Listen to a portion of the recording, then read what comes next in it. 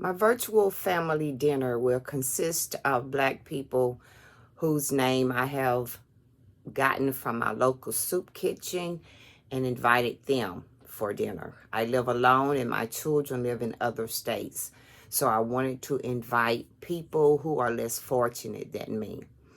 There were 5 people, one married couple who has 2 children, an older Black female and an older Black male, a middle-aged Black male, and a middle-aged Black female who is not married and has 3 children. My meal would consist of chicken and dressing, cabbage with vegetables, potato salad, baked chicken, a potato pie, and punch. The food will be set out on the table. I will have picked up the people who did not have transportation. So I will spread a sheet on the floor for the children to sit on and eat, and my guests will be at the table.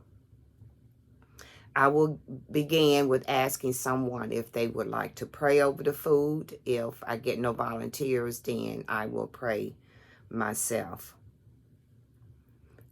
I will make sure the children are eating before I sit down.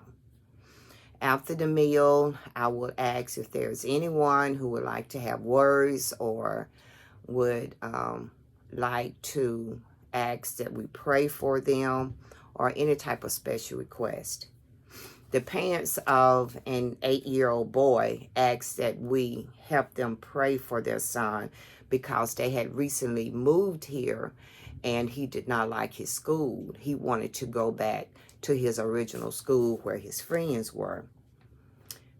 The older Black female said that she hadn't been feeling well, but she was afraid to go to the doctor. The middle-aged gentleman asked if we would pray for him so that he could find his son who had left home about 10 years ago. I asked each of them for their phone numbers, and I promised that I would call them. I also invited them to my church and would make arrangement to pick up those that needed transportation.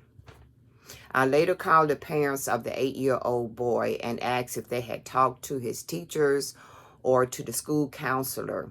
I also asked them if the child was participating in any of the school activities.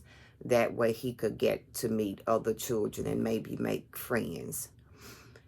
I also asked if he talks about a certain child in class. Maybe if there is one child that he talks about, the parents could get with that child's parents and maybe have a play date or a sleepover or something so that they could be closer.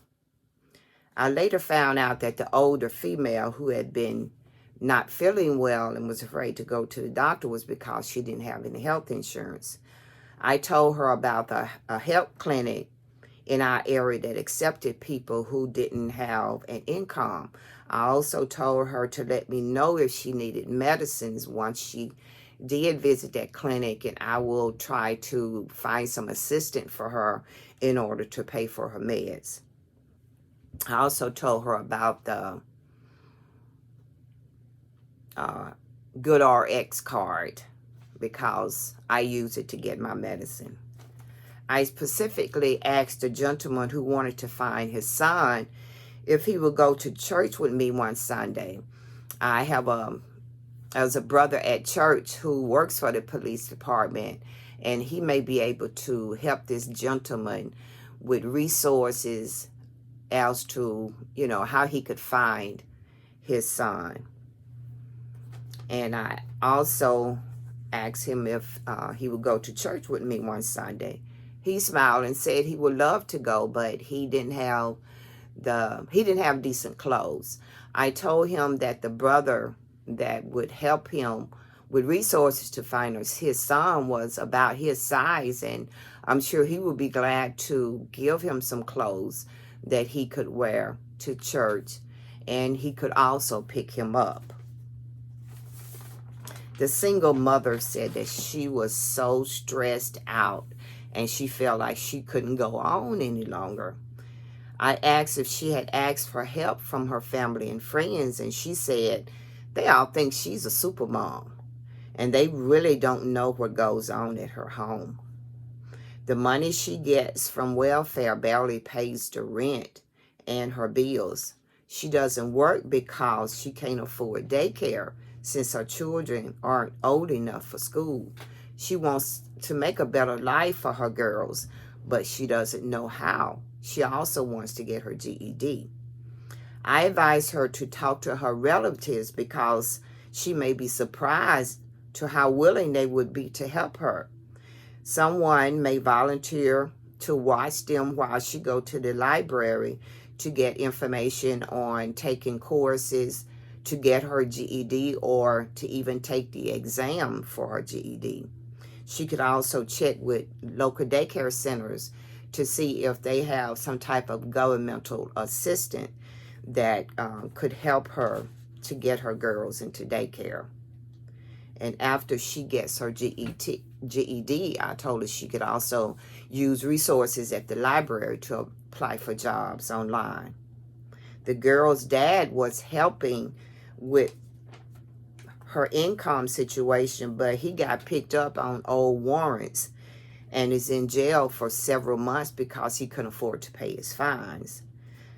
The police department also seized his vehicle, and this young lady does not have money to get it out of pound or to pay the impound fees. She and the girl walks to stores down several blocks down the street from where she lives. The girls wear hand-me-downs that her sister passed to her for herself and her girls. But the girls are growing so fast. In this situation, I tried to understand each person and not judge them. I tried to counsel and advise without offending or becoming their superhero. I tried to be compassionate instead of preaching.